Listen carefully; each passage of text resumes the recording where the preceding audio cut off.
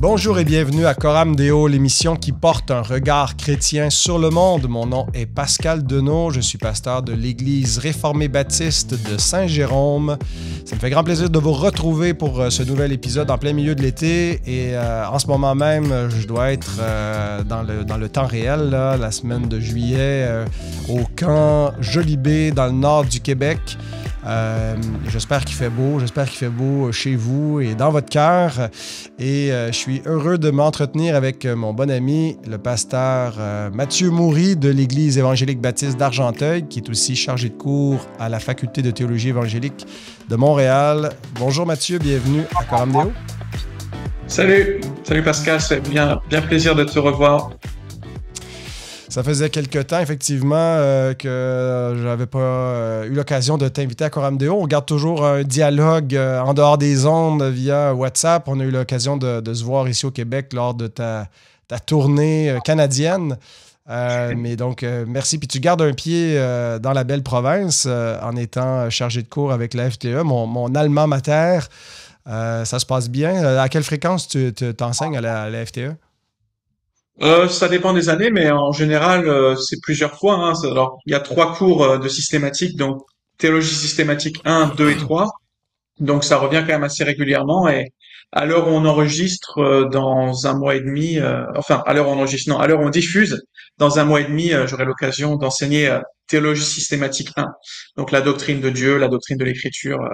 Je sais pas s'il est trop tard pour s'inscrire, mais s'il est pas trop tard, vous pouvez encore le faire. Hmm. Pardon. Et tu es pasteur depuis quelques années de l'Église évangélique baptiste d'Argenteuil. Argenteuil, c'est dans quel... situe-nous un petit peu là, sur la carte. Alors, c'est en Europe, ensuite en France et ensuite en région parisienne, tout près de Paris, à 10-15 minutes en métro, en train de Paris. Voilà. Donc, on OK, est très proche de banlieue. t'es dans la région métropolitaine. Oui, tout à fait. Ouais, c'est ça. OK, excellent. Excellent. Bon, ben écoute, le prochain voyage à Paris, je te fais une visite. Ben, je ne sais pas c'est Avec quand, grand par contre. plaisir.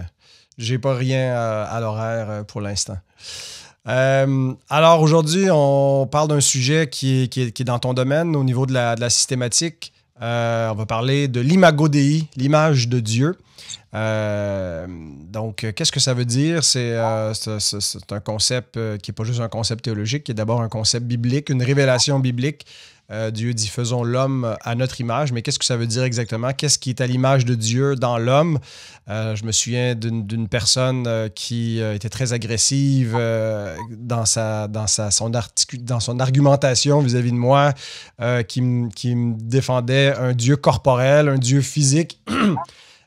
Et que c'était sans ça qu'on est à l'image de Dieu, parce que d'ailleurs la Bible parle du bras de l'Éternel ou de la face de l'Éternel. Alors on est l'image parce qu'on lui ressemble physiquement.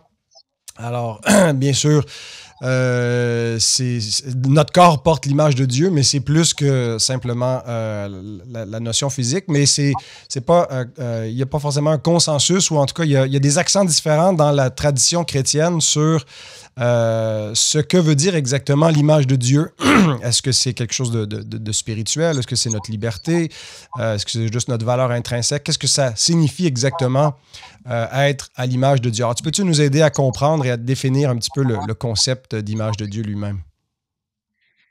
Oui, alors c'est une notion qui est absolument fondamentale puisque elle est tirée du premier chapitre de l'Écriture, Genèse 1, et notamment le verset 27. Hein, si je relis Genèse 1, 27, Dieu créa l'homme à son image, il le créa à l'image de Dieu, il créa l'homme et la femme. Donc on voit que dans le premier chapitre de la Genèse, la création de l'être humain est présentée comme l'apogée de cette semaine de création. Ça a lieu le 6e jour. Et précisément, la création à l'image de Dieu, c'est ce qui semble distinguer l'homme, la femme, de l'animal. C'est-à-dire qu'ils sont créés, en tout cas pour les animaux terrestres, il me semble, le même jour, mais seul l'être humain a le droit à cette mention créé en image de Dieu. Alors qu'est-ce que ça signifie? Comme tu l'as dit toi-même, il y a différents points de vue. La difficulté étant que le texte de la Genèse ne nous le dit pas. Il explicite pas ce que veut dire l'image de Dieu. Donc on en est réduit aux conjectures. Et dans l'histoire, il y a eu plusieurs interprétations possibles, au moins trois. Alors je vais en citer seulement trois parce que c'est trinitaire, c'est un chiffre que j'aime bien, et aussi pour pas que le podcast dure trop longtemps. Donc le premier type d'interprétation, ça serait les interprétations de type ontologique, hein, qui ont trait à l'être. Alors tout de suite, j'évacue l'idée que, comme cette personne pouvait te le dire, que ça soit une ressemblance physique, puisqu'il nous est dit par ailleurs en Jean 4, verset 24, que Dieu est esprit. Donc ça peut pas être une ressemblance physique. Donc la première grande famille d'interprétation, c'est l'interprétation de type ontologique.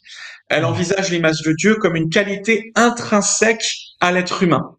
Et dans l'Église ancienne, il y avait beaucoup de théologiens qui croyaient que l'image de Dieu faisait référence à la spiritualité, à la capacité qu'a l'être humain de rentrer en relation avec Dieu.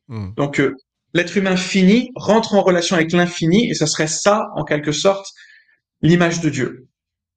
Comme Dieu, l'homme a part à l'esprit, contrairement aux bêtes. Et il y a un verset dans l'Ecclésiaste qui semble aller dans ce sens-là.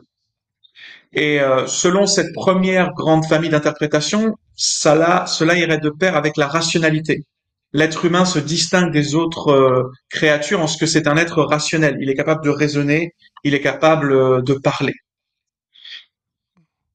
Alors, toujours dans la même grande famille ontologique, les réformateurs, eux, pensaient plutôt que ça se rapportait à la sainteté ou à la justice originelle. Et la logique de cette interprétation, ça serait qu'après la chute, eh bien, il y a une partie de l'image de Dieu qui a été abîmée. Ça serait plutôt Calvin, ou même oblitérée. Ça serait plutôt Luther. Alors, ce sont des interprétations qui sont intéressantes, cette première grande famille ontologique. Mais le problème, si tu veux, c'est que la Bible semble affirmer que c'est l'humanité elle-même, l'homme, la femme, eux-mêmes qui sont l'image de Dieu, pas une qualité en eux. Il n'y a rien dans le texte de la Genèse qui souligne que ça serait, la rationalité, la spiritualité. Et puis, l'autre problème, je dirais, c'est un problème éthique. Qu'en est-il de ceux qui ne sont pas capables d'être spirituels, qui ne sont pas capables d'être rationnels? Est-ce que quelqu'un atteint d'Alzheimer ou d'Asperger est moins image de Dieu parce que cette personne a plus de difficultés, voire ne peut pas rentrer en relation directe d'un point de vue spirituel, ou bien exercer sa raison d'une manière adéquate? Donc ça pose problème. Donc ça, c'est la première grande famille, les interprétations ontologiques. Ensuite, une deuxième grande famille, ce serait les interprétations relationnelles. L'image de Dieu dans cette conception-là, ça serait la capacité à rentrer en relation, comme une sorte d'image, c'est le cas de le dire, de la relationnalité au sein de la Trinité. Hein, la périchorèse. Le Père aime le Fils dans l'Esprit, et le Père est en relation de toute éternité avec son Fils par son Esprit, et de la même manière, l'être humain serait capable, en vertu de l'image de Dieu en lui, de rentrer en relation avec les autres et puis avec Dieu.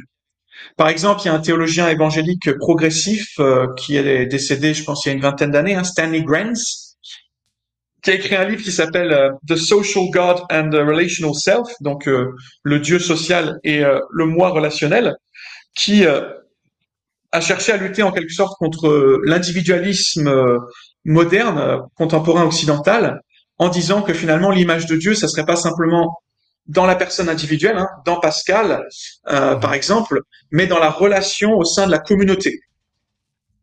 Alors à nouveau, cette vue, elle est intéressante, elle peut être séduisante, mais le problème, c'est que si l'on regarde les autres occurrences du terme image dans l'écriture, par exemple en Genèse 5, verset 1, ou en Genèse 6, Genèse 9, Genèse 9, verset 6, eh bien, il n'y a pas cette idée de relationnalité, hein. Il semblerait que c'est plutôt une conséquence de l'image de Dieu, la capacité à rentrer en relation, plutôt que l'image elle-même, tu vois. Et donc, j'en viens maintenant, si tu le veux bien, à la troisième famille. La troisième famille d'interprétation, c'est ce qu'on appelle l'interprétation ou les interprétations plus fonctionnelles. Donc, tu as bien compris que les deux premières familles étaient davantage ontologiques, c'est-à-dire centrées sur l'être. Mais depuis à peu près un siècle et demi, il y a pas mal d'exégètes, de théologiens qui ont développé une approche plus fonctionnelle. En d'autres termes, l'image de Dieu, ce serait pas tant lié à son être que lié à sa fonction au sein de la création. Et il s'appuie pour cela sur les découvertes qu'on a faites sur le Proche-Orient ancien. Mhm. Dans le Proche-Orient ancien, c'est-à-dire le lieu en fait de rédaction de la Genèse, hein, c'est pas pris de manière arbitraire. Hein. Dans le Proche-Orient ancien, les rois manifestaient souvent leur autorité en mettant leur image sur leur territoire. Et donc de la même manière, Dieu aurait placé son image comme son représentant sur la terre. On pourrait dire en quelque sorte que Adam et Ève auraient été comme des statues mises dans le temple cosmique de Dieu. Donc Éden est une sorte de temple, et donc l'image de Dieu trône dans le temple. Alors il y a des théologiens assez connus comme David Clines, je crois qu'il était anglais, ou Henri Blocher qui est français, qui estiment que l'homme est en quelque sorte le représentant créé, corporel et visible du Dieu incréé, invisible et incorporel. Hein. Dieu, il est dans le domaine de l'invisible, il n'a pas de corps, contrairement à ce que disait cette personne avec qui tu as parlé, tandis que l'homme, lui, il est son représentant dans le domaine du visible. Et ça a beaucoup d'influence. Hein. Ça signifie en fait qu'il est censé refléter la gloire de Dieu dans la création. Et il me semble que cette interprétation colle bien au contexte de la Genèse, parce qu'on voit en fait que l'être humain est chargé de représenter Dieu dans la création. Et donc c'est un statut qui le distingue des autres créatures, hein, notamment des créatures terrestres. Et c'est là qu'on voit qu'il y a un lien entre la création en image de Dieu et puis le mandat créationnel. Le mandat créationnel, c'est quoi? C'est ce qu'on lit dans la suite du texte de la Genèse. C'est l'idée qu'il faudrait multiplier les images de Dieu par la procréation, et pas par la création, hein. Dieu seul est créateur. Et puis l'idée aussi qu'il faudrait garder le jardin contre l'adversaire. Et puis c'est un thème intéressant aussi, celui de la représentation, parce que précisément ça renvoie à l'idée de filiation. Récemment, j'ai eu un fils, et il y a beaucoup de gens qui me disent que je lui ressemble, ou plutôt qu'il me ressemble, puisqu'il est mon fils. Donc c'est dans cet ordre-là, puisque j'étais là avant lui. Mais moi-même, je ressemble à mon père. Vous voyez, euh, donc c'est la logique même en fait. Les fils sont censés ressembler à leur père, et les fils sont censés représenter leur père. Dans les cultures anciennes, eh bien, normalement, il faut que le fils honore le père. J'ai même déjà entendu parler que dans certains peuples, si le père ne peut pas venir, eh bien, il envoie son fils. Et donc, c'est comme si lui-même venait au travers de son fils, qui est censé le représenter adéquatement. Et donc, c'est comme si Adam était une sorte de quasi-fils ou de presque fils de Dieu. Et ça, c'est confirmé par la généalogie de Jésus, hein, qu'on retrouve dans l'Évangile selon Luc, je crois. Donc, ouais, où il est dit qu'il est... Luc Ouais, 3 qui mentionne la généalogie, qui mentionne Adam, fils de Dieu. Exactement. Donc parce qu'il y a deux généalogies, il y a celle de Matthieu, mais qui remonte moins loin, je crois, et puis celle de Luc, qui remonte jusqu'à Adam, et il nous est dit fils d'Adam, fils de Dieu. Donc en fait, en créant l'être humain, Dieu s'est suscité une image vivante qui est en quelque sorte son fils, c'est-à-dire son représentant royal. Et là, il faut se rappeler que dans le Proche-Orient ancien, c'était les rois qui étaient les images de Dieu, hein. Pas tous les êtres humains, certainement pas, mais les rois. Et donc c'est intéressant parce que si on suit le reste du récit biblique, on voit en Genèse chapitre 3 que le Fils de Dieu revendique son autonomie, il se sépare de Dieu, et puis ensuite que le Fils de Dieu va venir, le Fils véritable, le Fils unique, le Fils de toute éternité pour le restaurer. Mais on verra peut-être ça tout à l'heure. Oui. Ben, c'est sûr que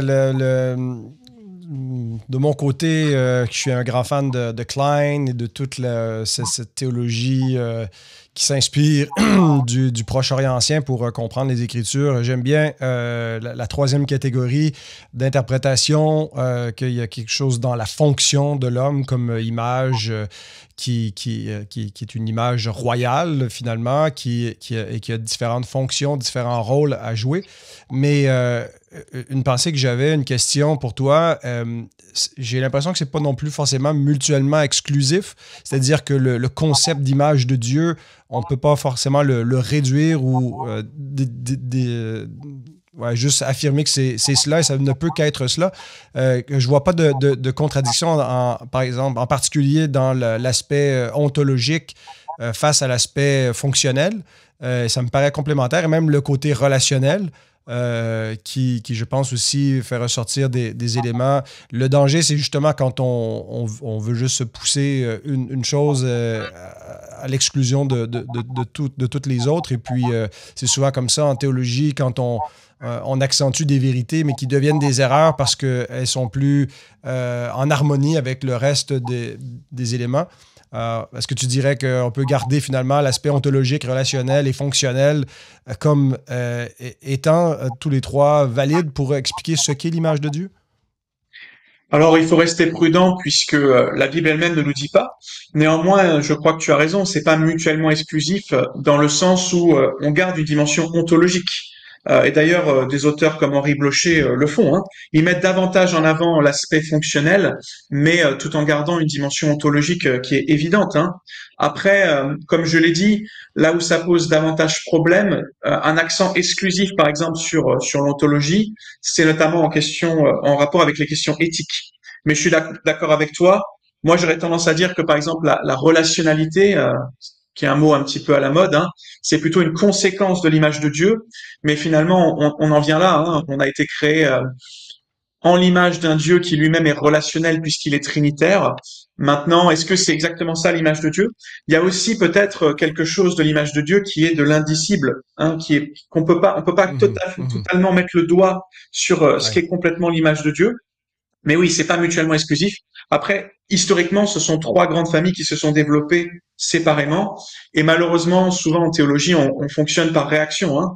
C'est-à-dire qu'on a ouais. été beaucoup dans l'ontologie jusqu'au, en gros, 18e, 19e siècle. Maintenant, on est beaucoup plus dans le fonctionnel. Et puis là, on a tout un mouvement qui revient un peu plus vers l'ontologie. Il faut pas créer des catégories abstraites et Ouais, ouais. complètement étanches.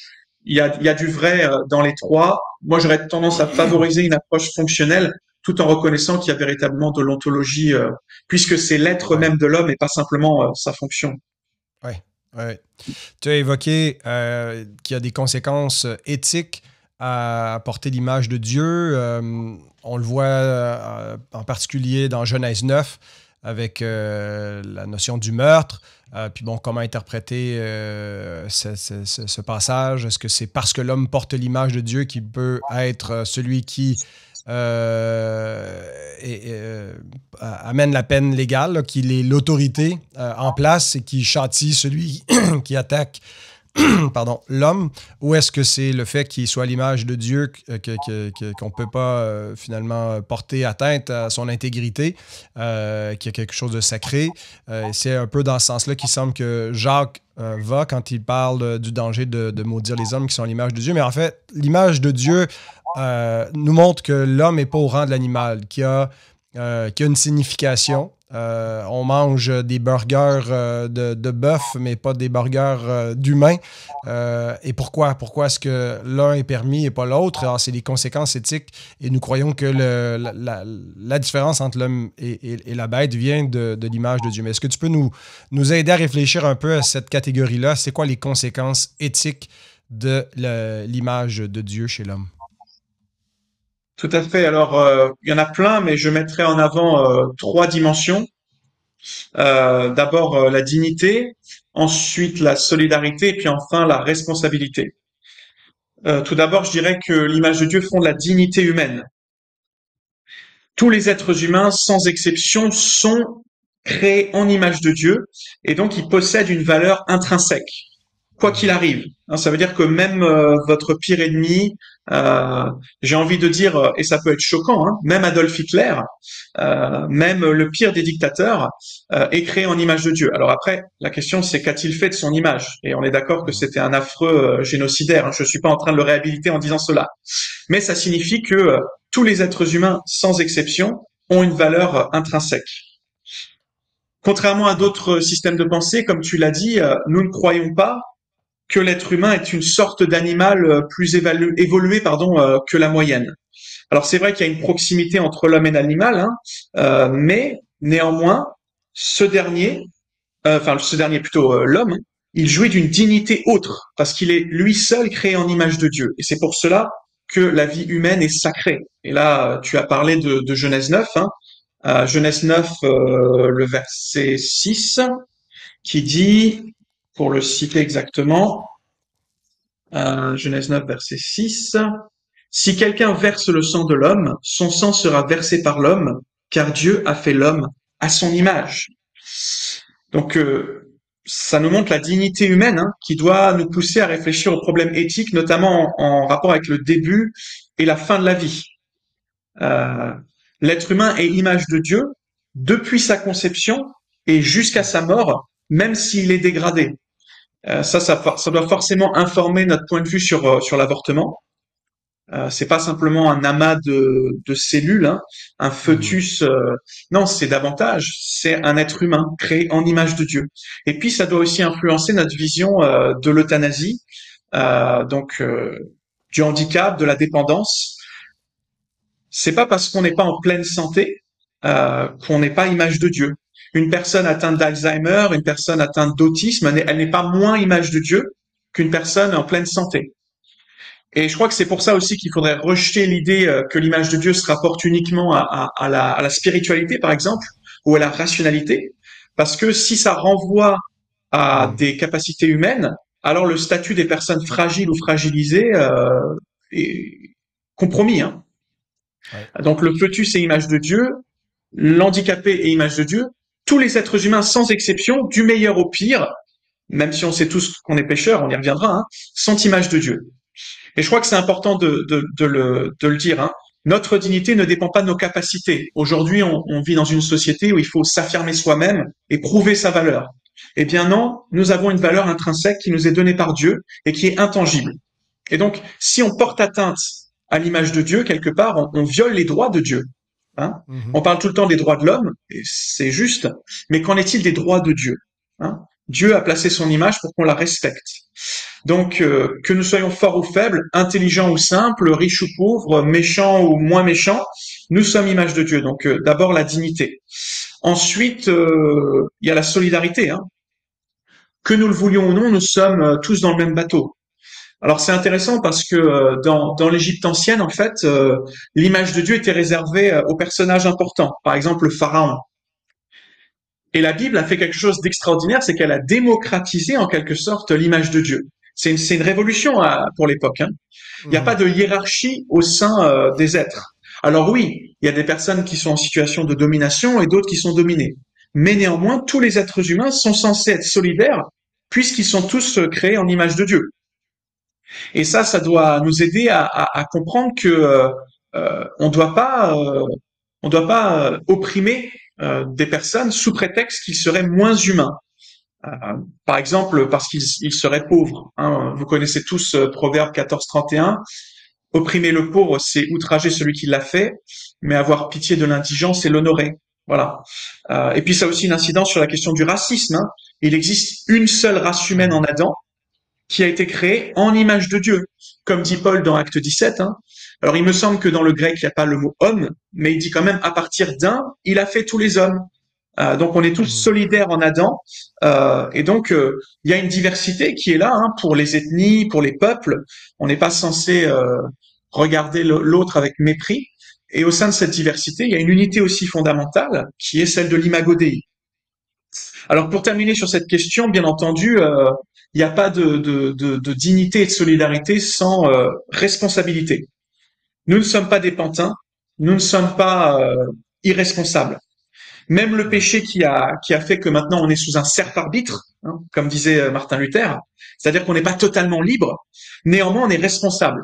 On a été créé pour représenter Dieu sur terre, pour administrer sa création, et donc nous avons une responsabilité envers celle-ci. Donc nous devons remplir la terre d'images de Dieu par la procréation. Donc c'est pour ça que le no kids, il me semble, n'est pas biblique. Bien sûr, il y a des personnes qui ne peuvent pas avoir d'enfants et c'est alors qu'elles sont en couple et c'est regrettable, et il faut les accompagner. Il n'est pas question de cela. Mais des personnes qui, alors qu'elles pourraient procréer et qu'elles sont en couple, ne veulent pas le faire, c'est à mon sens immoral. Hein, voilà. Et donc il faut aussi gérer le jardin, garder le jardin. Alors malheureusement, le péché a rendu ce mandat plus difficile, mais il faut noter qu'il ne nous a jamais été retiré. Et donc, il est nécessaire que nous soyons de bons gestionnaires de la création. Nous représentons Dieu. Alors malheureusement, nous représentons mal. Hein. Tout à l'heure, j'ai parlé des dictateurs, par exemple. Ce sont des mauvais représentants et ils seront châtiés pour cela. Mais néanmoins, que nous le voulions ou non, nous avons une responsabilité envers la création et nous devons remplir la terre d'image de Dieu. Donc il y a un lien intrinsèque. Hein. Nous sommes toujours en image de Dieu et nous gardons le mandat créationnel.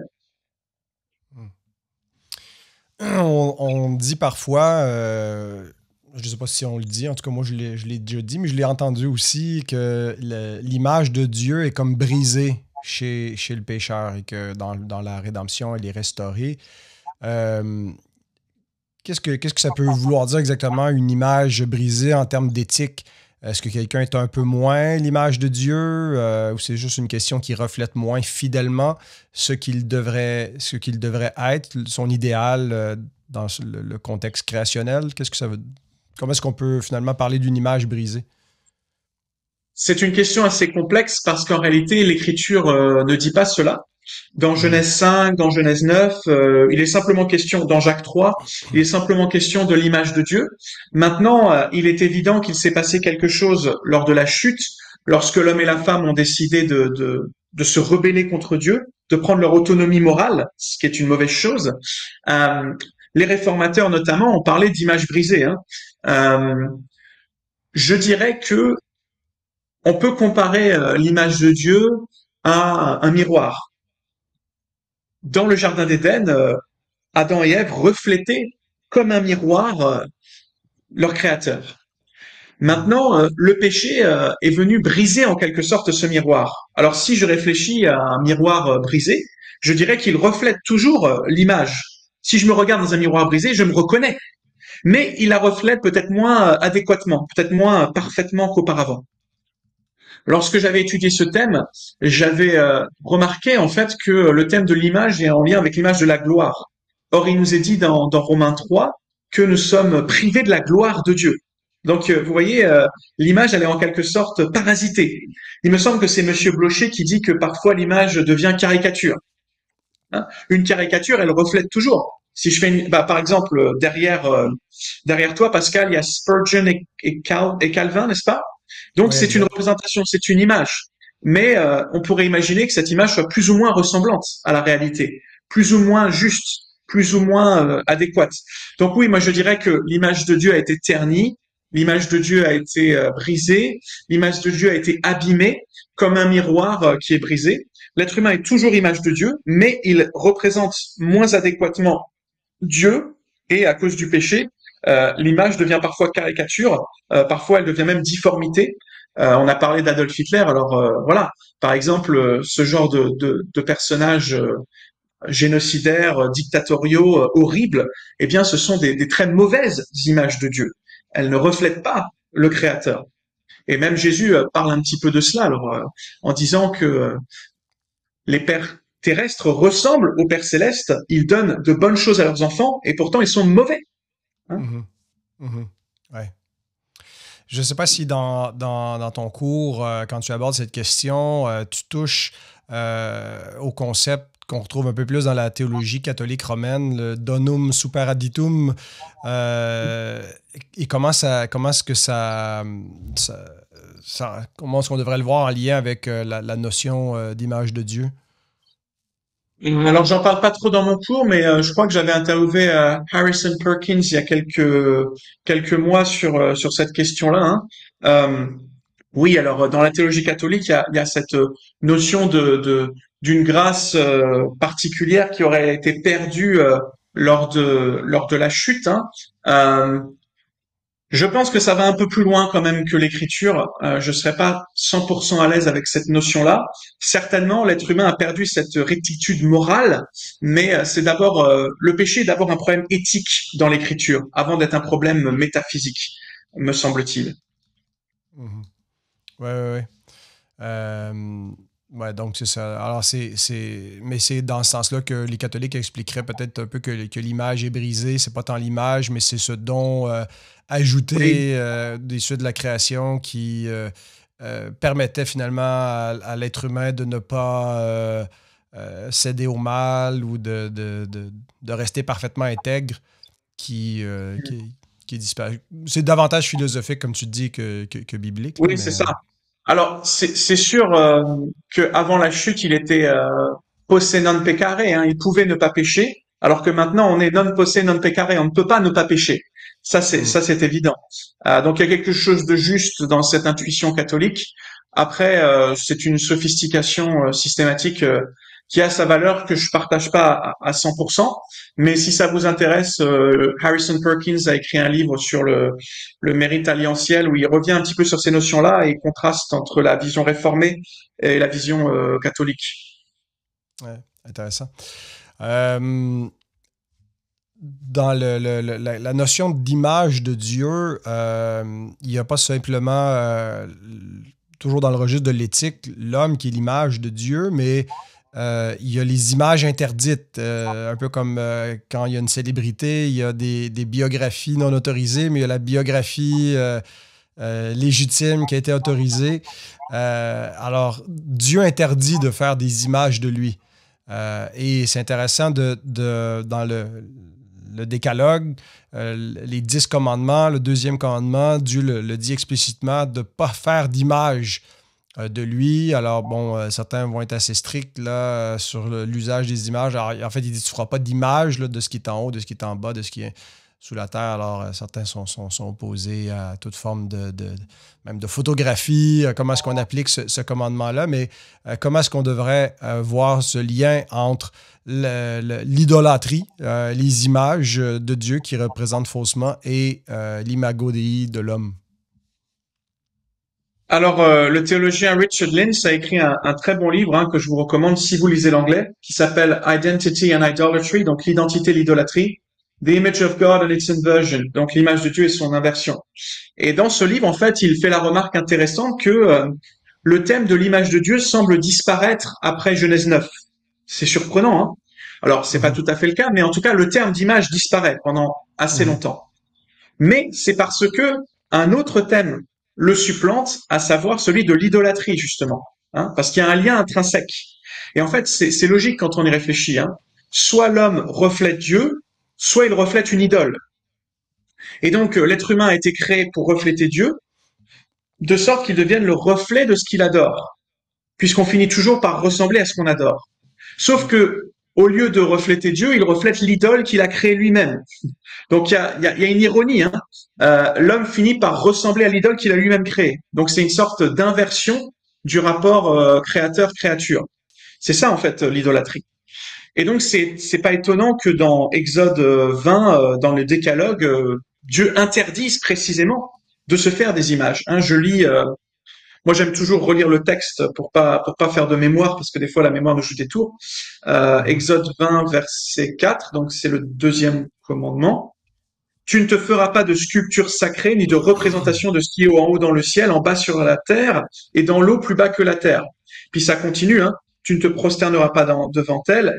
Et avant ça, il y avait, tu n'auras pas d'autre Dieu devant ma face. Que justement cette année, j'ai exposé les 10 commandements dans mon assemblée. Hein. Et une des choses que j'ai pu dire, c'est que c'est pas étonnant que Dieu interdise les cultes idolâtres, parce que les images sont interdites, non seulement parce que Dieu est incommensurable, non seulement parce que Dieu n'est pas un être physique, et donc l'infini ne peut pas être réduit dans le fini, mais aussi parce que c'est nous, les êtres humains, qui sommes censés être des représentations vivantes du Dieu vivant. Dès lors, si nous faisons des images de Dieu, des images mortes de Dieu, eh bien nous rabaissons Dieu et nous nous rabaissons nous-mêmes. Mhm, mhm, Donc des images mortes créées par des hommes ne peuvent pas remplacer les images vivantes créées par Dieu. Tu comprends, hein? Donc c'est complètement une inversion. Donc fabriquer des idoles, c'est en quelque sorte rejeter la vocation humaine. Donc c'est quelque chose de précisément déshumanisant. Et c'est là où il faut qu'on se rappelle que l'idole, ça va au-delà du morceau de bois. Parce qu'aujourd'hui en Occident, il n'y a plus ouais. beaucoup d'idolâtrie au sens classique du terme. Mais une idole, c'est tout ce qui remplace Dieu, en fait. Et je pense qu'aujourd'hui, notre smartphone, pour beaucoup d'entre nous, est une idole, euh, Mhm, par exemple, hein, parce que ça remplace en quelque sorte Dieu. Tout à l'heure, on a parlé de l'intelligence artificielle. L'intelligence artificielle peut devenir une idole. Il y a pas longtemps, il y a un membre de mon église qui m'a dit que il passait 3 heures par jour à discuter avec ChatGPT et que c'était la meilleure chose qui lui était arrivée de sa vie.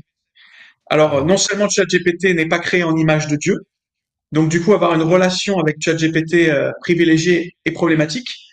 C'est pas une image de Dieu, c'est pas non plus une créature de Dieu, puisque c'est une création humaine. Mais en plus de cela, pardon, ça devient une idole. Hein. Donc, on inverse le rapport créateur-créature, puisque maintenant, ce frère me disait que il pose des questions à ChatGPT sur son avenir. Donc, au lieu de poser des questions à Dieu, alors là, par exemple, il réfléchissait à son orientation, tu vois, et il disait à ChatGPT, bah, qu'est-ce que je devrais faire dans ma vie? Est-ce que je devrais faire tel type d'études, tel type d'études? Alors je lui ai posé la question, mais est-ce que ça contrôle ta vie? Et il m'a dit non, bien sûr que non, puisque c'est moi qui décide à la fin. Donc tu vois, c'est cette inversion en fait qui est problématique. Donc là, c'est un processus en quelque sorte. Alors que Dieu le bénisse, hein, j'espère qu'il reviendra à son bon sens, mais en tout cas, c'est un processus de déshumanisation, l'idolâtrie. Alors que précisément, l'idole nous promet qu'elle va nous rendre plus heureuses, en fait, elle nous rabougrit et on finit par ressembler à ce que l'on adore. Donc on va finir par devenir robotique en quelque sorte si notre idole c'est ChatGPT par exemple. Ouais, ben, ouais, c'est le titre aussi d'un bon livre, ce que tu viens de dire, On ressemble à ce qu'on adore, de Gregory Beale, qui a été traduit chez Excelsis. Et puis, c'est ce que l'Écriture dit à 2 reprises dans le livre des psaumes. Le psaume 115 et le psaume 135 dit « Il leur ressemble ceux qui les fabriquent, tous ceux qui se confient en elles. Aussi, c'est ce qu'on voit avec Paul dans Romains 1 quand il parle des hommes qui ont rejeté le Dieu incorruptible pour se faire des images, pour se faire des dieux selon leurs préférences. Donc, Dieu a fait l'homme à son image et l'homme se fait des dieux à son image. Et donc, il refuse de ressembler au Dieu incorruptible, de lui être fidèle, de garder sa parole. Il préfère se fabriquer, se façonner des faux dieux. Mais dans le livre des psaumes, quand ça dit qu'il leur ressemble, ça parle de ces idoles comme étant muettes, comme étant mortes, et ça nous parle de la condition spirituelle des adorateurs des idoles. Ils sont morts dans leur péché, ils ont l'intelligence obscurcie, ils ne connaissent pas Dieu, donc on ressemble à ce qu'on adore. Est-ce qu'on adore le Dieu vivant, et on est vivant, ou est-ce qu'on est mort et qu'on adore des faux dieux qui sont là pour finalement refléter et justifier nos péchés auxquels on s'adonne? Tout à fait. Et ça, c'est un argument contre ceux qui peuvent dire oui, mais la foi chrétienne, elle prône une forme d'ascétisme et finalement on vit plus, on a une vie rabougrie. Eh ben non, précisément, puisque les idoles en fait nous asservissent et qu'on finit par leur ressembler. Et en réalité, les idoles sont laides et les idoles sont mauvaises. Alors que Dieu, lui précisément, en lui nous avons la vie, le mouvement et l'être. Et comme dit Paul, nous sommes de sa race. Donc c'est en Dieu que nous vivons et c'est lorsque nous trouvons notre identité en lui ou nous retrouvons notre identité en lui que nous devenons plus humains et que finalement nous trouvons une satisfaction. Là c'est comme John Piper, hein, c'est se réjouir en Dieu. L'image, c'est lorsqu'elle est le plus proche de ce qu'elle représente qu'elle est adéquate. Hein. Il y a un archétype et puis il y a une image. Et comme dit Monsieur Blocher, l'image elle est toujours dérivative, mais le mieux c'est lorsque l'image ressemble le plus. Une photo réussie, c'est quoi? Une photo réussie, c'est une photo qui te représente le mieux possible, qui te met le plus en valeur. Et donc, l'idolâtrie, à l'inverse, elle nous avilit. C'est un peu comme le portrait de Dorian Gray, hein, si tu connais ce roman magnifique d'Oscar Wilde du 19e siècle. Je l'avais écouté en audiobook il y a quelques années. Et en fait, cette image, il est tombé amoureux de lui-même, quoi. Il est narcissique et il est devenu idolâtre de lui-même. Et en fait, à mesure que le temps passe, eh bien, il s'avilit. Et c'est absolument terrible. Donc, lisez ce livre, même si l'auteur n'était pas chrétien. Il y a des grandes vérités créationnelles et rédemptionnelles dedans. Qu'est-ce qu'il faut penser, Matt, des chrétiens de la tradition d'Orient en particulier, mais aussi chez les catholiques, là, les orthodoxes et les catholiques qui utilisent abondamment des images dans leur culte, mais bon, considèrent qu'ils ne transgressent pas le deuxième commandement ou le premier pour eux, là, dans l'ordre qu'ils calculent les 10 commandements, parce qu'ils bon, ils vénérer les images, c'est pas les adorer, c'est pas des images de Dieu, mais des images de saints ou autres. Comment est-ce que ça entre en ligne de compte de ton point de vue par rapport au deuxième commandement et tout l'enjeu éthique autour du danger de l'idolâtrie et d'avoir voilà, la mauvaise image à laquelle on s'identifie? Alors, nos amis catholiques romains et orthodoxes orientaux considèrent, il me semble, que la venue du Fils, qui est désigné comme l'image de Dieu, a modifié en quelque sorte le deuxième commandement. Donc l'incarnation rendrait possible le fait de représenter Dieu, puisque Dieu ou les saints, puisque Dieu lui-même s'est fait image, Dieu lui-même s'est fait homme.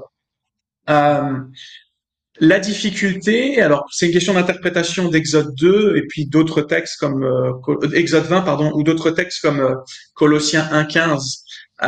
La difficulté, c'est que dans la tradition orthodoxe orientale, par exemple, il y a eu de fait une dévalorisation de la parole au profit des images.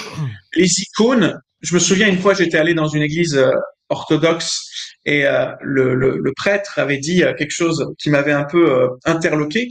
Il avait dit les icônes ne sont pas des images saintes, ce sont de saintes images.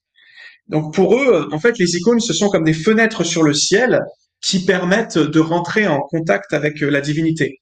Et de fait, malheureusement, l'écriture, la Bible, même si officiellement elle jouit toujours d'un rang d'autorité important, dans le concret de la spiritualité orientale, eh bien, elle ne joue plus qu'un rôle subalterne euh, au profit des images. Et ça, c'est quelque chose que l'on ne retrouve pas dans le culte du Nouveau Testament. Il n'y a pas cette emphase sur les images. Alors, moi, j'aurais tendance à dire d'un point de vue protestant que notre cœur étant une fabrique d'idoles, euh, il est dangereux d'utiliser des images dans le culte. D'abord parce qu'on n'a pas de mandat clair de l'Écriture pour le faire dans le Nouveau Testament et a fortiori dans l'Ancien. Bon, même si le Nouveau Testament est davantage normatif, je dirais, pour le culte de l'Église. Et ensuite, parce que qu'on le veuille ou non, on peut facilement se détourner. Notre cœur peut facilement se détourner. Certes, voilà, la distinction entre vénération et adoration, elle est importante du côté des orientaux ou du des catholicismes.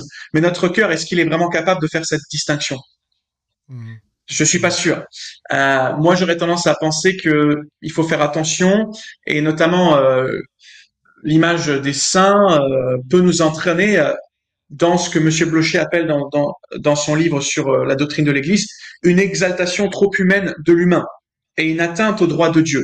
C'est-à-dire qu'on enlève au solideo gloria quelque part. Euh, Mhm.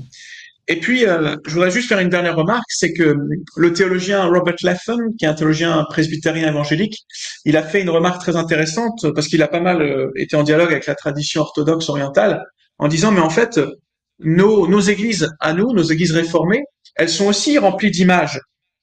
Ah bon? Mais quelles images? Eh bien, nous-mêmes, nous sommes les images de Dieu. Nous n'avons pas besoin des icônes, encore une fois, puisque nous-mêmes, nous sommes images de Dieu. Et je trouve ça assez intéressant. Finalement, un temple protestant est rempli d'images. Mais ce ne sont pas des images comme dans le culte catholique, des statues, ou dans le culte oriental, plein d'icônes. Ce sont des images vivantes d'un Dieu vivant. Et ça, je crois que c'est un argument qui est assez probant. Maintenant, est-ce qu'on n'a pas le droit de représenter Jésus? Moi, j'aurais pas de difficulté avec une représentation dans des livres pour enfants, par exemple, ou dans des dessins animés. Après, j'aurais davantage de difficultés si l'image qu'on se fait de Jésus est en quelque sorte enfermée dans une représentation figée. Hein, par exemple, Mhm. certains pensent que le Jésus de The Chosen, c'est Jésus. Alors non, c'est une représentation. Donc c'est pour ça que, par exemple, je ne ferai pas un culte avec une représentation de Jésus, mais en dehors du culte, pour une vertu pédagogique et illustrative, moi, ça me pose pas problème. Mais je fais vraiment la distinction avec la notion de vénération ou d'adoration qui est propre au culte. on adore Dieu en esprit et en vérité comme des images vivantes, mais après comme un support pédagogique euh, qui supplée à peut-être pour les enfants à l'imagination.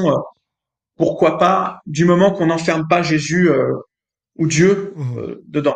Enfin, je dirais qu'on peut Mhm. représenter Jésus, mais pas le Père pour le coup. Mhm. Ouais. Jésus ou l'Esprit, puisque Jésus et l'Esprit se donnent à voir de façon visible, tandis que le Père, lui, demeure invisible. Donc, j'aurais vraiment du mal avec une représentation du Père, même si on en a quand même dans l'Écriture, mais bon, ce Mhm. sont des Mhm. analogies. Mhm. Ouais, c'est ça. Ben, c'est toujours risqué même de représenter le fils. Je vois aussi, tu as évoqué The Chosen, que pour beaucoup, ça devient un peu un piège. Parce que ça Ouais. vient, même s'il y a un élément pédagogique, puis tout ça, mais c'est l'image, c'est très fort hein, comme vecteur pour, et ça nous marque et ça reste avec nous. Donc là, tu lis les Écritures et puis là, tu vois Jonathan Rumi dans les scènes et puis tu pries et puis sans Ouais. vouloir faire de la visualisation, tu visualises. Et donc, je pense qu'il faut être très, très, très prudent. Ouais. J'entends là, la notion de pédagogie en dehors du culte. Il me semble aussi que c'était un peu comme ça que les adorateurs d'icônes, c'est ce qui justifiait de dire c'est de la pédagogie, mais par la suite, ouais, c'est ça, dans le culte. Mais donc, il y avait des iconoclastes et tantôt, tu as parlé du Christ avec le début un peu comme des icônes pour les orientaux. Alors qu'on aurait plutôt tendance à dire que Christ est l'iconoclaste par excellence. Il vient briser les faux dieux, les fausses images de Dieu. Peux-tu terminer notre réflexion en nous aidant à réfléchir sur le lien entre la Christologie et l'image de Dieu et Christ comme l'image du Dieu invisible? Ouais, alors juste je termine sur la question précédente, si tu permets. À titre personnel, j'ai pas regardé The Chosen pour ça, parce que j'avais peur de figer en fait mon Mhm. image de Jésus. Et je tiens quand même à rappeler, alors, moi je n'interdis pas aux membres de mon église de le regarder, il y en a beaucoup qui aiment, hein, mais je tiens quand même à rappeler que les sociétés antiques, comme nos sociétés contemporaines, étaient obsédées par l'image. Il y avait des idoles partout dans le Proche-Orient ancien, et aujourd'hui on est dans un monde d'images. Je sais plus, j'avais lu quelque part qu'un bébé, entre le moment où il sort de la maternité et où il rentre chez lui, en moyenne, il a été confronté à peu près 250 images, des publicités, des panneaux, des choses comme ça. Donc, c'est quand même intéressant que dans un monde obsédé par l'image, Dieu nous a parlé par sa parole. Hein. Mhm. Jacques Ellul avait écrit un livre sur la parole bafouée, je crois, ou je me souviens plus du titre du livre, mais la parole humiliée, pardon, la parole humiliée, pour remettre en question cela. Alors pour venir à ta dernière question sur Jésus, euh, c'est vrai que depuis longtemps déjà, les théologiens chrétiens ont vu qu'il y avait un rapport très étroit entre le thème de l'imago Dei, de l'image de Dieu, et puis notre Seigneur Jésus. Et ça vient directement de la Bible en fait, parce que comme je l'ai dit tout à l'heure, il y a Colossiens 1,15 hein, qui nous dit que le Fils est l'image du Dieu invisible. Et puis il y a également 2 Corinthiens 4,4 2 Corinthiens 4,4, je vais le trouver, qui nous dit, alors je lis pas tout le verset parce qu'après c'est un autre contexte, mais l'évangile de la gloire de Christ qui est l'image de Dieu. En outre, on voit dans l'évangile selon Jean qu'il y a une insistance sur la dimension visible et donc sur l'image de la personne du Fils. Hein, on connaît tous Jean 1,18, hein, personne n'a jamais vu Dieu, Dieu le Fils qui est dans le sein du Père est celui qui nous l'a fait connaître. Ou encore la remarque de Jésus à Philippe qui lui dit celui qui m'a vu a vu le Père. Celui qui m'a vu a vu le Père, c'est Jean 14 verset 9. Donc dans le Nouveau Testament, c'est le Fils qui est l'image de Dieu. Hein. Il est l'expression parfaite de Dieu. Hébreux 1 verset 3. Et donc ça nous pose question. Comment est-ce qu'on peut articuler entre le fait que le Fils est l'image de Dieu et le fait que nous, les êtres humains, nous sommes créés en image de Dieu. Alors il y a certains théologiens comme le père africain Tertullien de Carthage, qui pensait que nous avions été créés en fait à l'image du Fils. Donc Christ serait l'archétype en quelque sorte, et nous sommes créés à l'image de Dieu. Mais comme l'image de Dieu, c'est Christ, nous sommes créés à l'image de l'image, en quelque sorte. Donc le fils, le petit-fils ou le fils humain serait l'image de l'archétype qui est le fils divin.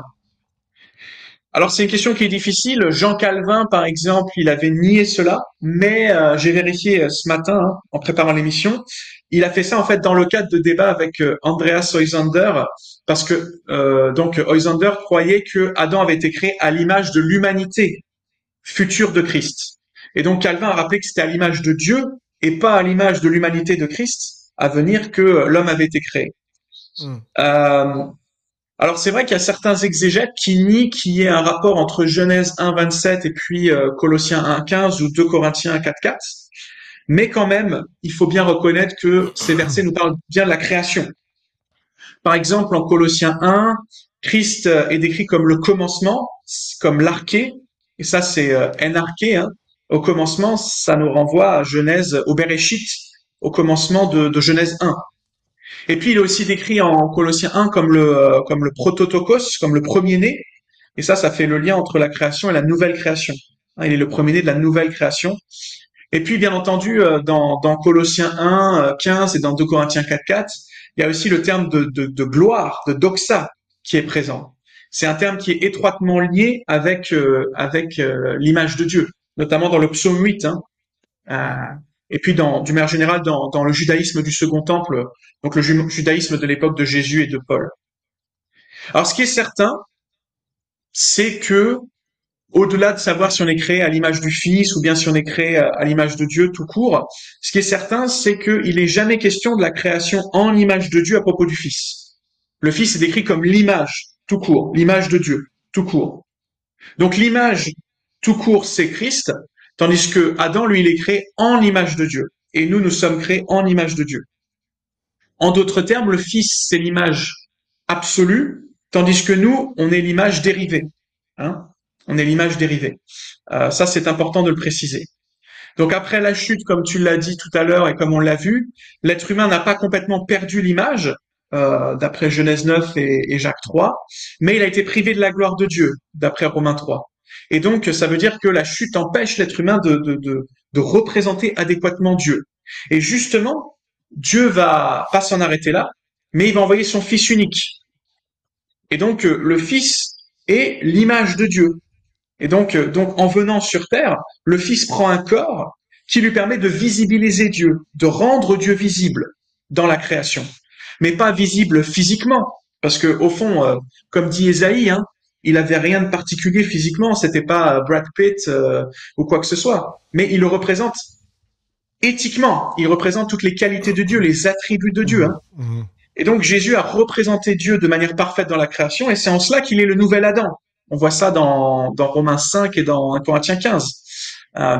Donc le Fils est devenu homme pour que nous, à notre tour, nous puissions devenir fils de Dieu, d'après Galates 4. Donc en quelque sorte, on devient fils par adoption. Et j'ai trouvé cette phrase tout à l'heure dans Révélation des origines d'Henri Blocher qui est très belle. Hein. Alors il dit dans le Fils, nous sommes faits fils, grâce qui accomplit et dépasse notre quasi-filiation originelle. Donc je répète, hein, dans le Fils, nous sommes faits fils, grâce qui accomplit et qui dépasse notre quasi-filiation originelle. Donc on a quelque chose de plus. On pourrait dire en quelque sorte que Christ, c'est l'image absolue, c'est l'image parfaite, c'est la représentation parfaite et incréée de Dieu. Adam, c'est la représentation qui était parfaite mais créée de Dieu. Ensuite, il y a une représentation imparfaite et créée, c'est nous autres les êtres humains. Et puis le Fils se fait homme, il est la représentation parfaite qui visibilise Dieu dans la création, et il permet que nous soyons rachetés pour être adoptés et recevoir un statut encore plus enviant, encore plus je cherche mon mot, pas envieux, mais encore plus prisé hein, que Adam en devenant bien fils par adoption. Donc nous devenons par grâce ce que Jésus est par nature de toute éternité, c'est-à-dire des fils et des filles d'adoption. Et nous avons hérité d'un salut qui est plus grand et plus beau. Et dans la nouvelle création, eh bien, Paul dit que nous porterons l'image du céleste hein, en 1 Corinthiens 15, 49. Mais en attendant, en attendant, eh bien, nous sommes transformés progressivement, hein. Vous avez notamment Romains 8, 29, mais il y a aussi 2 Corinthiens 3, 18 qui le dit.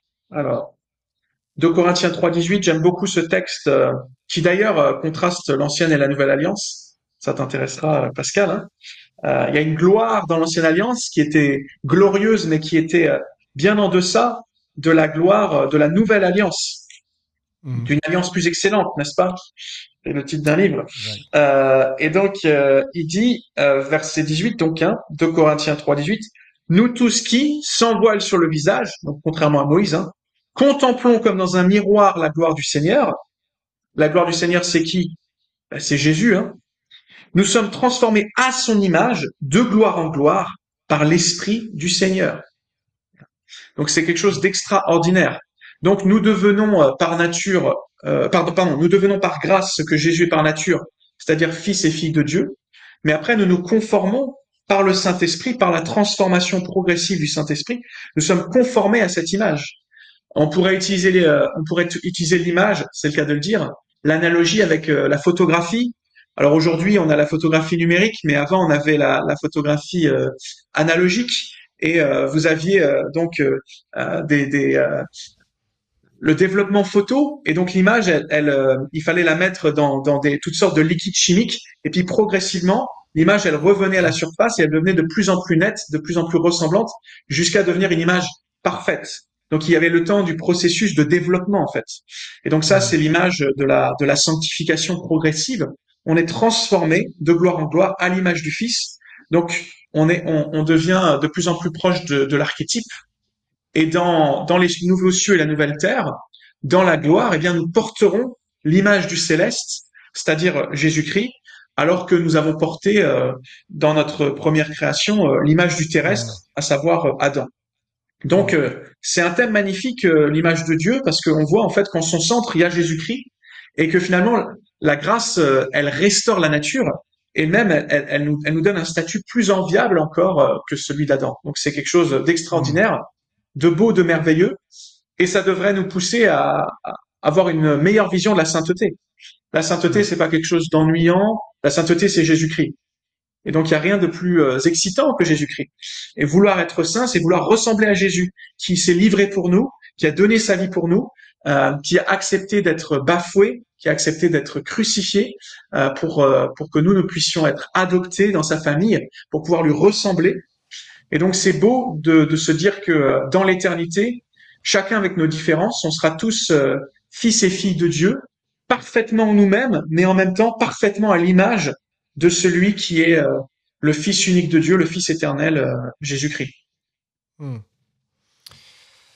Bien, ça boucle bien la boucle, mon cher Matt. On est parti du début de l'Écriture en définissant cette image, mais on voit que finalement, dans la rédemption, c'est là où on aboutit avec celui qui est l'image du Dieu invisible, qui vient, qui s'incarne, qui restaure l'humanité, qui la délivre de ces faux dieux, de ces idoles auxquels elle ressemble, pour la restaurer dans la sainteté, dans la gloire. Et puis, c'est en espérance. On est en train de devenir petit à petit, on est dans le processus de la photo qui se développe, mais bientôt, en un instant, en un clin d'œil, à l'avènement du Christ, nous allons revêtir cette image incorruptible et immortelle du Dieu incorruptible et immortel. Alors, c'est glorieux. Amen. Au commencement, l'argile me donnait, souffle de vie dans un corps façonné. Adam debout, reflet d'une lumière, porteur de l'image dans un monde clair. Mais l'ombre danse dans des formes trompeuses, des idoles dressées, des figures menteuses, des mains qui sculptent des dieux sans voix, faux éclats qui ne brillent qu'en désarroi. Oh, l'image invisible, Christ lumière invincible, là où l'homme s'égare, il éclaire le noir. Alors, bien, je vous rappelle que cette émission vous est présentée en collaboration avec Publication chrétienne, qui aujourd'hui, ben tiens donc, c'est arrangé ça, et vous recommande le livre de Pascal Denot, Disciple aujourd'hui. Il n'y en avait pas une tonne sur les tablettes de Publication chrétienne qui abordait le concept de l'image de Dieu, et c'est le premier chapitre dans Disciple aujourd'hui sur l'identité, où cette question est abordée. Alors, si ça vous intéresse, cliquez, si vous ne l'avez pas déjà, pour obtenir ce merveilleux livre qui est très accessible à tous, et en particulier pour les nouveaux disciples. Alors, mon cher Matt, tu travailles sur des projets de livres. Je sais que tu ne peux pas tout nous dévoiler, mais est-ce que tu peux nous dire un petit peu les livres que tu diriges en ce moment? Ce pas des livres que tu écris, mais davantage que tu fais écrire par d'autres, des 4 views, des 3 views. Alors, tu peux nous en dire un mot? Oui, alors comme toi, Pascal, qui fait préparer les émissions aux invités, puisque c'est moi qui ai écrit les questions, c'est un secret pour personne. Eh bien, moi, je fais écrire les autres. Non, plus sérieusement, oui, on travaille sur plusieurs livres, notamment un ouvrage sur Adam, qui mettra en dialogue différentes perspectives sur Adam. Et puis, pour plus tard, un ouvrage du même acabit, dans la même collection, qui portera sur la question des alliances. Et je pense qu'il y a un pasteur réformé baptiste de Saint-Jérôme qui peut-être écrira ou a déjà écrit quelque chose dans ce livre, mais on vous en dira pas plus pour le moment et on gardera l'anonymat sur cette personne.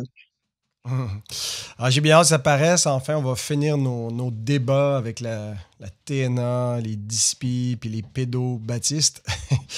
Voilà, c'est bien. Une petite rectification, là, je ne fais pas écrire les questions à tous mes invités, mais quand ils viennent avec un sujet qu'ils enseignent, qu'ils savent exactement comment ils veulent l'aborder, je leur dis, ben, dis-moi un peu les angles d'approche.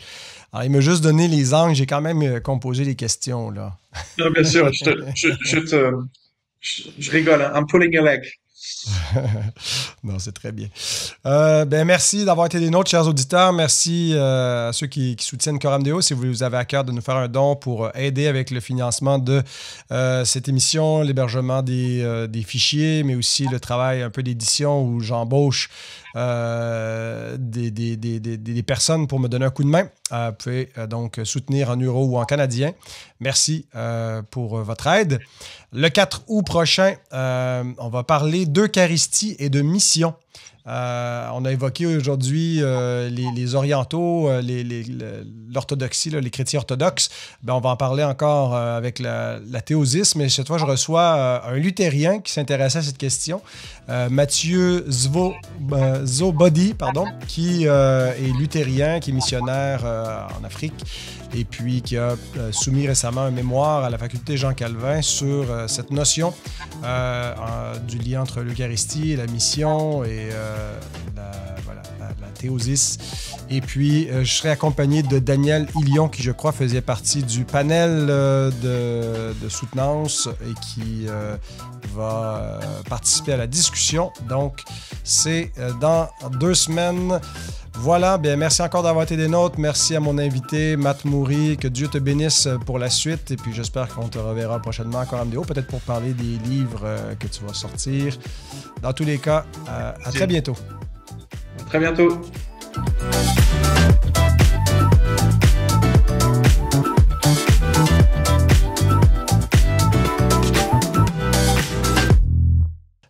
OK, je vais faire ta photo si tu veux regarder la lentille. C'est pour la vignette. Je ne sais pas si ça a marché, mais je vais me laisser une note ici. C'est bon. Rétablir photo ici. Bon. C'est bon. C'est bon? OK. Oui. On a un débile au bout d'un moment. Excuse-moi, je pensais que je t'avais dit. L'imbécile heureux qui sourit tout le temps.